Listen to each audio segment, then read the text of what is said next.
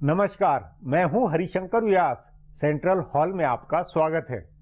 केंद्र की मोदी सरकार के आर्थिकी के फैसले कम नहीं हैं। छोटे बड़े ऐसे कई फैसले हो रहे हैं जिनका तात्कालिक असर भले समझ में न आए, लेकिन 2-4 साल बाद इनसे बहुत कुछ बदला हुआ होगा। जैसे पिछले दिनों मॉरिशस के रास्ते शेयर बाजार में आने वाले पैसे को लेकर एक फैसला हुआ। दूसरा निर्णय संसद में दिवालियापन कोड कानून का बनना है।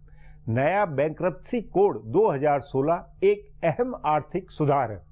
सरकार ने फैसला किया है कि अगली अप्रैल से मॉरिशस के रास्ते आने वाला निवेश टैक्स फ्री नहीं रहेगा, उस पर पूंजीगत लाभ टैक्स लगा करेगा। ध्यान रहे, वर्ष 2000 के बाद से भारत में आए प्रत्यक्ष विदेशी निवेश यानी कि एफडीआई का 1/3 हिस्सा मॉरिशस के जरिए आया है। इस रास्ते को लेकर हमेशा से शक रहा। समझा जाता रहा कि भारत से बाहर ले जाए गए काले धन को एफडीआई के नाम पर मॉरिशस के रास्ते वापस भारत लाया जाता है। इसके लिए मॉरिशस में शेल यानी फर्जी कंपनियां रजिस्टर्ड कराई जाती है। भारत आए निवेश को उन्हीं कंपनियों के नाम पर दिखाया जाता है। 1983 में भारत ने मॉरिशस से दोहरे कराधान से बचने की संधि की थी। बाद में जाहिर होने लगा कि ऐसी संधियां मनी लॉन्ड्रिंग का जरिया बनती है। दूसरा रास्ता सिंगापुर का था। अब ये दोनों रूट बंद हो जाएंगे। भविष्य में मॉरिशस और सिंगापुर की कंपनियों से जो पैसा भारत के शेयर बाजार में आएगा, उससे वह जितनी कमाई होगी उस पर भारत में पूंजीगत लाभ टैक्स देना होगा। इसका असर भारी होगा। संभव है शेयर बाजार में बाहर से आ रहे पैसे की मात्रा घटे। काले धन के गोलमाल की चिंता में उठा हुआ यह कदम है। उधर दिवालिया घोषणा के कोड 2016 कंपनी प्रमोटरों, कर्ज देने वालों और कर्मचारियों सभी के हक का कानून है। संसद के दोनों सदनों ने इसे पास कर दिया है। आज इस पर चर्चा है, मगर उससे पहले गपशप और खास सुर्खियां है। शुरुआत सियासी गपशप से करते हैं।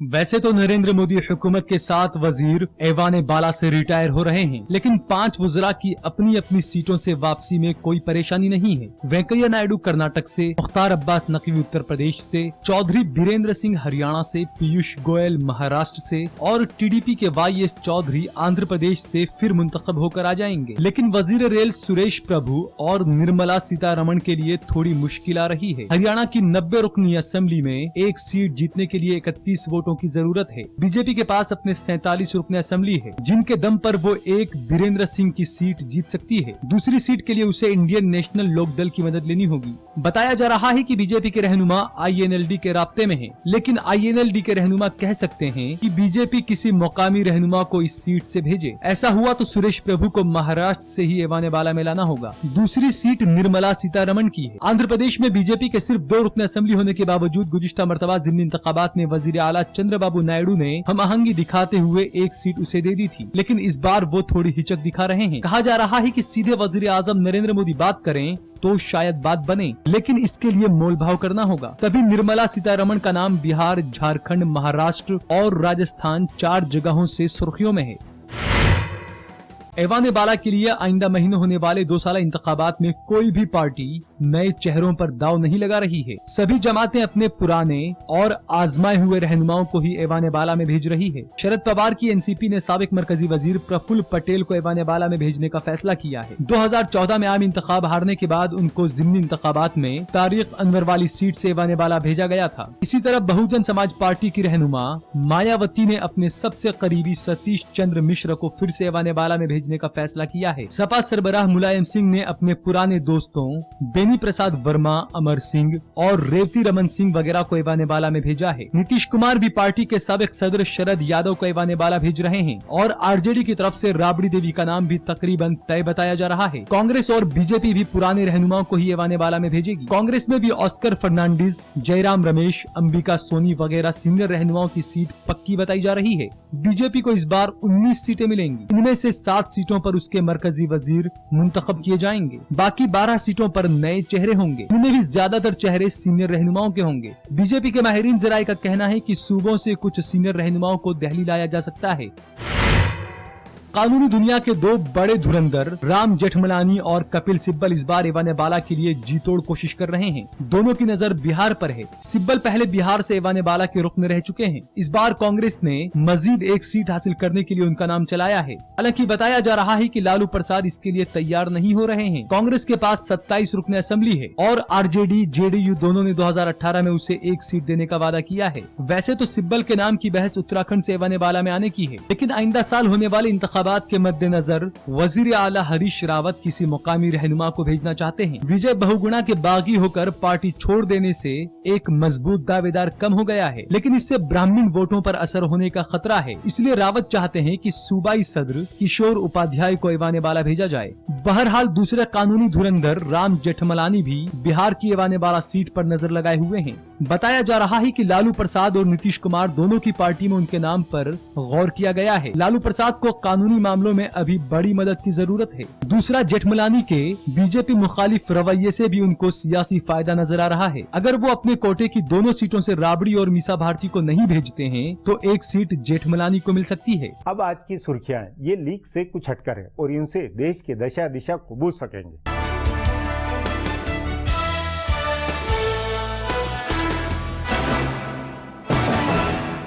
असम में बीजेपी की पहली हुकूमत बन गई है। वजीर आला के ओहदे के लिए पार्टी के ऐलान शुदा उम्मीदवार सर्बानंद सोनोवाल ने आज एक जबरदस्त तकरीब में वजीर आला के ओहदे पर हलफ लिया। गवर्नर पीबी आचार्य ने सोनोवाल और उनकी काबीना को ओहदे का हलफ दिलाया। इस मौके पर वजीर आजम नरेंद्र मोदी, बीजेपी के कौमी सदर अमित शाह, बीजेपी के सीनियर रहनुमा लाल कृष्ण आडवाणी, वजीर दाखिला राजनाथ सिंह, मध्य प्रदेश के वजीर आला शिवराज सिंह चौहान, छत्तीसगढ़ के वजीर आला रमन सिंह, हरियाणा के वजीर आला मनोहर लाल खट्टर समेत एनडीए के इक़्तिदार वाले कई सूबों के वज़राए आला और बीजेपी के कई सीनियर रहनुमा मौजूद थे।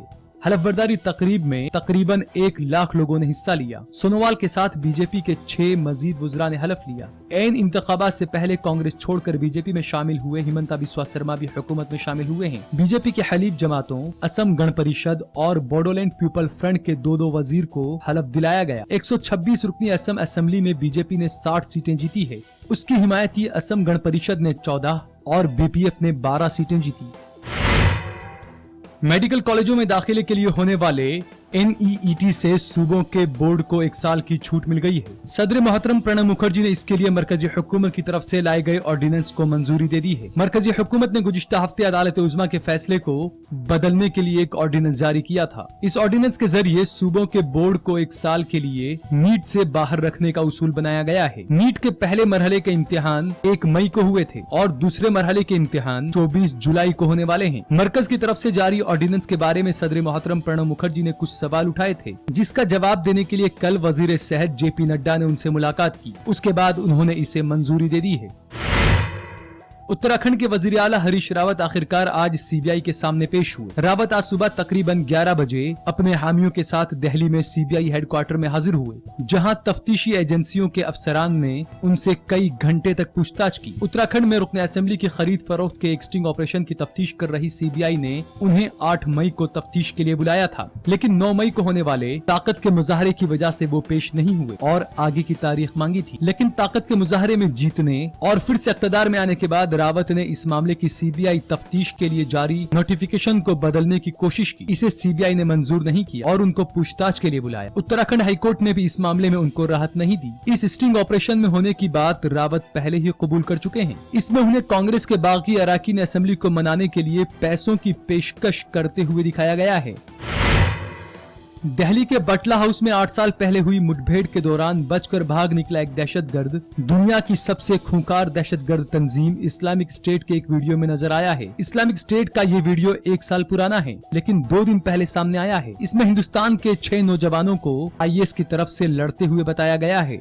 इसमें एक दहशतगर्द बड़ा साजिद उर्फ अबू राशिद ने वीडियो में खुद कबूल किया है कि वो बटला हाउस एनकाउंटर के वक्त वहाँ मौजूद था, लेकिन पुलिस के आने पर वहाँ से भाग निकला। इस एनकाउंटर में 2 दहशतगर्द मारे गए थे और पुलिस इंस्पेक्टर मोहन चंद शर्मा शहीद हो गए थे। कांग्रेस के कुछ रहनुमाओं ने इस एनकाउंटर को फर्जी बताया था और मारे गए दहशतगर्दों के तय हमदर्दी भी जाहिर की थी।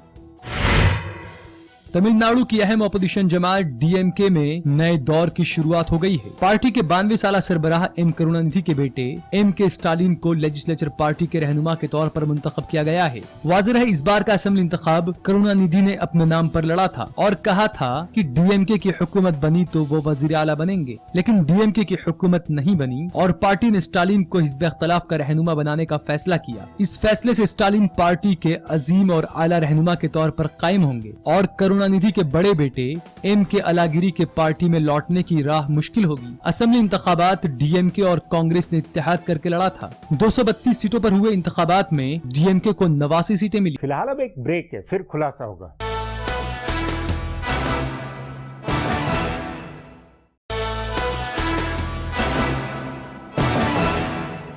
निवेश के मॉरिशस और सिंगापुर रूट पर शक की सुई रही है। काले धन को विदेश से घुमाकर भारत लेवा लाने का इसे तरीका माना जाता रहा है। अब इन रास्तों पर सरकार ने टैक्स की देनदारी बनाई है, तो ये भारत के हित में है। ऐसे ही विजय माल्या की किंगफिशर जैसे कंपनी के दिवालिया होने के अनुभव में दिवालिया घोषणा के नए कोड कानून से पारदर्शिता बनेगी। इस पर आगे चर्चा करें, उससे पहले देखें मेरा यह खुलासा।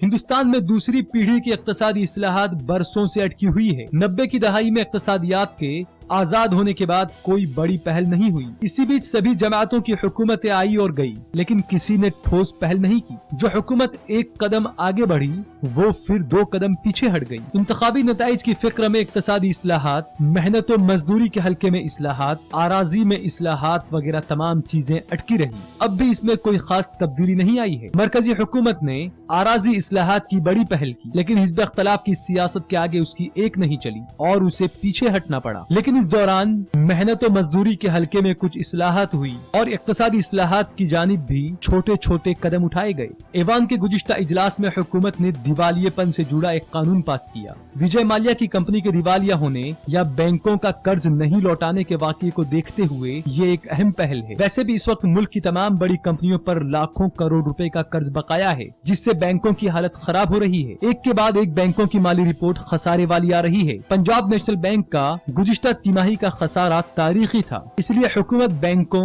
और माली इदारों को बचाने की पहल कर रही है। ऐसे ही ब्लैक मनी पर हुकूमत की सख्ती बढ़ी है। वज़ीर आज़म नरेंद्र मोदी ने गुज़िश्ता इतवार को रेडियो पर मन की बात प्रोग्राम में कैशलेस सोसाइटी की बढ़ने की अपील की। उन्होंने लोगों से कहा कि वो नकदी का इस्तेमाल कम करें। हुकूमत हिंदुस्तान का ब्लैक मनी गैर मुल्कों में जाकर वहाँ से सरमायाकारी के रास्ते फिर हिंदुस्तान में लौटने की बरसों से चल रही इस पॉलिसी को बंद करने पर गौर कर रही है। इससे मॉरिशस और सिंगापुर से आने वाली सरमायाकारी यकीनी तौर से कम होगी। वाज़ेह है, हिंदुस्तान में सबसे ज्यादा सरमायाकारी इन दोनों ममालिक के रास्ते आती है। इक्तिसादियात के माहिरीन इस सरमायाकारी को लेकर शको शोबे में रहते हैं। मरकजी हुकूमत ने पहले गैर मुल्कों में जमा ब्लैक मनी का ऐलान करने और जुर्माना व इनकम टैक्स अदा कर उसे कानूनी इमलाक में बदलने का मंसूबा चलाया। हालांकि हिज़्ब इख्तिलाफ की तरफ से इसकी भी मुखालफत हुई और कांग्रेस नायब सदर राहुल गांधी ने इसे फेयर एंड लवली मंसूबा नाम दिया, लेकिन इसकी मियाद खत्म होने के बाद हुकूमत ने इसे रोकने के लिए सख्त कानून बना दिया। इसी तरह अभी दाखिली ब्लैक मनी का ऐलान करने का मंसूबा चल रहा है। ये मंसूबा खत्म होने के बाद हुकूमत इसे रोकने के लिए भी सख्त कानून बनाएगी। मरकजी हुकूमत के इन इक़दामात का हो सकता है कि अभी फौरन असर नजर नहीं आ रहा हो, लेकिन आने वाले 2-3 सालों में इसका असर नजर आएगा। इक़्तिसादियात ज्यादा साफ सुथरी होगी और शफाफ बनेगी। हुकूमत ने अब तक जो इक़्तिसादी और माली पहल की है उसका असर ये हुआ है कि 2012 से अटकी पड़ी इक़्तिसादियात की गाड़ी हिली है। ताज़ा खबर है कि टेलीविजन से लेकर ऑटोमोबाइल तक बाजार में तेजी लौटी है। इन प्रोडक्ट की मांग बढ़ी है और इससे तरक्की की शरह बढ़ने के इम्कानात हैं। अब एक ब्रेक है, उसके बाद मोदी सरकार के ताजा आर्थिकी फैसलों पर चर्चा करेंगे।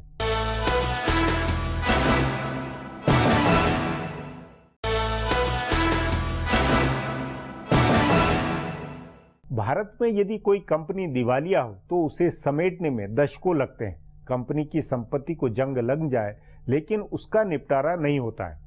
बैंकों का, कर्मचारियों का और खुद प्रमोटर सब डूबे रहते हैं।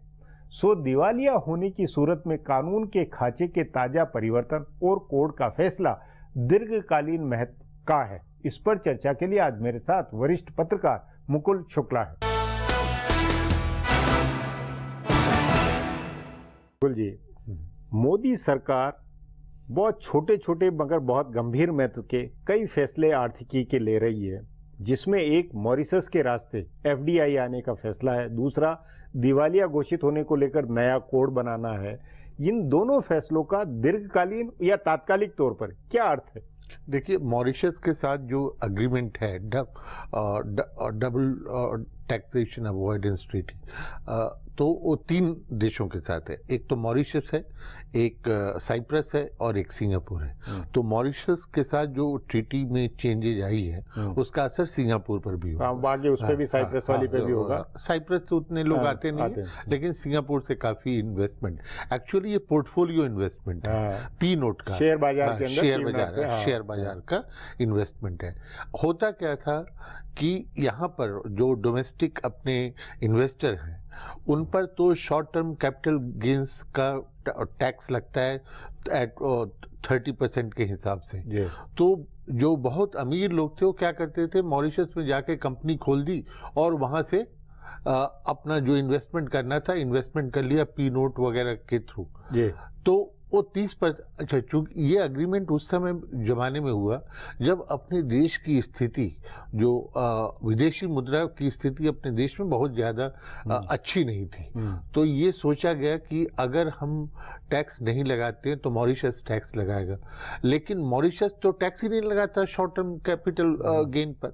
तो अच्छा, और चूंकि मुद्रा स्थिति खराब थी तो ये समझा गया कि इस तरीके से जो हॉट मनी भी आएगा तो कम से कम हमारा करंट अकाउंट बैलेंस बना रहेगा। लेकिन ये इस पे शक ये नहीं था कि ये इसमें काले धन का जो विदेश में जमा वो गोलमाल होकर वो भी पैसा इंडिया में आ रहा है, ये भी तो एक शक रही है। लेकिन उस समय तो लाले पड़े हुए थे। नहीं, वो ठीक है, पर उसके बाद से जो इतने सालों से चल रहा है, 1983 के बाद से लेकर अब तक में बहुत अच्छा। हाँ, तो अब जाकर की स्थिति ये अब माना गया कि ठीक है, अगर चूंकि एफडीआई का जो फ्लो है मोदी सरकार के जमाने में पिछले 2 साल में आपने देखा है काफी स्थिति बेहतर है और इंडिया अब चाइना को टक्कर दे रहा है, यूनाइटेड स्टेट्स को टक्कर दे रहा है। दूसरी बात, आपने जो इंसॉल्वेंसी कोड वाली उसको अब देखिए, जो वर्ल्ड बैंक की रिपोर्ट है उसमें इंडिया अभी भी 130 नंबर पर है ईज ऑफ डूइंग बिजनेस करने के मामले में कैसा है। और दूसरी बात यह है कि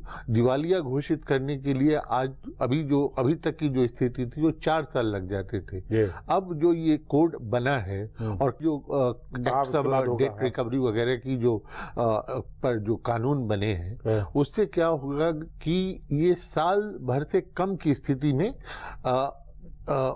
दिवालियेपन की जो प्रोसेस है वो कंप्लीट हो जाए। नहीं, मतलब इसके अंदर आपके अनुसार जैसे विजय माल्या की किंगफिशर कंपनी अगर नहीं चल पा रही थी, प्रमोटर नहीं हुआ, तो उस केस के अंदर ये क्या साल भर के अंदर वो कंपनी डिसॉल्व होकर सब बैंक में क्या होता होगा? उसमें ये होगा कि एक पीरियड रखा गया है कि इतने दिनों के अंदर आपने जब कर दिया डिक्लेयर कि आप इंसॉल्वेंट हैं, उसके बाद आप अपनी कोई भी संपत्ति बेच नहीं सकते। वो सब कुछ अटैच हो जाएंगी। ठीक है। और सबसे बड़ी बात ये इंसॉल्वेंसी कोड की कि जब कंपनी दिवालिया होगी तो सबसे बड़ा जो वर्कर का जो सैलरी है वो 24 महीने का कम से कम पहले उसका भुगतान होगा, उसके बाद कुछ और प्रोसेस शुरू होगी। नहीं, मतलब उससे क्या बैंकों ने जो कर्ज दिया उसकी वसूली आसान हो जाएगी, संपत्ति बेचना तुरंत सब आसान हो जाएगा, क्या होगा? बेहतर होगा। विदेश के पैमाने के अगर तुलना में देखा जाए विदेशी निवेशकों या उसमें, तो उसमें सचमुच में ये कॉम्पिटिटिव उस तरह का बना कानून या इसमें किंतु परंतु है कई तरह की अपना देसी अंदाज हो गया इसमें? नहीं, देखिए, इंसॉल्वेंसी कोड को लागू करने में अभी कम से कम 3-4 साल लगेंगे, क्योंकि सबसे बड़ी बात है कि इसके लिए बहुत हायर क्वालिटी के प्रोफेशनल्स चाहिए, हाँ, जो हर चीज को समझते हैं और हर प्रक्रिया में अपना योगदान कर सकें। तो उस तरह के लोग अपने देश में अभी तक है नहीं, क्योंकि कोड ही नहीं था। कोड जो था वो फालतू का था तो लोग खींचते जाते थे। अब जो इन्होंने कोड बनाया है और चूंकि चीजें विधिवत तरीके से करनी है और साल से कम के पीरियड में करना है, तो काफी लोग, यानी इस प्रोसेस में काफी हाई क्वालिटी जॉब्स तो क्रिएट होंगी और काफी लोग इसमें आने शुरू हो जाएंगे। और इससे क्या होगा कि चीजें जो आपने देखा कि बैंकों का 8 लाख करोड़ रुपया फंसा हुआ है, किंगफिशर वाला भाग जाता है, हाँ कोई दूसरा कुछ ऐसा, हाँ, तो इन समस्याओं का हल निकलेगा, इन समस्याओं का हल मतलब अगर कोई कहीं तालाबंदी हो रही है, कहीं कोई कारखाना नहीं चल पा रहा, कोई कंपनी नहीं चल पा रही, तो वो सब एक सिस्टम के तहत में अपनी व्यवस्था निकलेगा। मतलब पहले की तरह नहीं होगा कि भाई लेबर कमिश्नर के यहाँ हो जाएगा, टाइम लगेगा, उसमें टाइम लगेगा, उसमें 2-3 साल, क्योंकि ये जो सॉल्वेंसी कोड है इतनी जल्दी लागू नहीं। आप ये मान के चलिए कि इसको ठीक ढंग से चलाने के लिए सब कुछ इम्प्लीमेंटेशन पर निर्भर करता है, और ठीक ढंग से इसको, इस सॉल्वेंसी कोड को इम्प्लीमेंट करने के लिए मेरा मानना है कि कम से कम 3 साल तो लगेंगे। नहीं तो उस नाते 3 साल बाद ये इस फैसले को ले या एफडीआई को लेकर जो फैसला हुआ उसमें भी 4 साल, उसमें भी 3-4 साल लगेंगे प्रोसेस में। तो एक हिसाब से ये आगे दीर्घकाल के हिसाब से इकोनॉमिक आर्थिकी के नाते ठीक है, पर तात्कालिक तौर पर हमें कोई ज्यादा उम्मीदें नहीं करनी चाहिए इसमें। कोई काम जो प्रवाह चला आ रहा है, आप उसमें कोई काम झटके के साथ नहीं कर सकते। नदी का प्रवाह है तो अगर आपको तैरना है तो आपको तिरछा ही तैरना पड़ेगा। आप सोचेंगे कि एक धक्के में मैं उस पार निकल जाऊं, तो ये संभव नहीं है। जी मुकुल जी, बातचीत को यहीं समाप्त करेंगे। प्रोग्राम में आने के लिए बहुत बहुत धन्यवाद। हमारा प्रोग्राम अब यहीं खत्म होता है। आग्रह है प्रोग्राम पर अपनी राय hsvyas@nayaindia.com पर ईमेल करके बताएं, या hsvyas@Twitter और Facebook/नया इंडिया न्यूज़पेपर पर जाहिर करें। अब कल फिर मिलेंगे इसी चैनल पर इसी समय।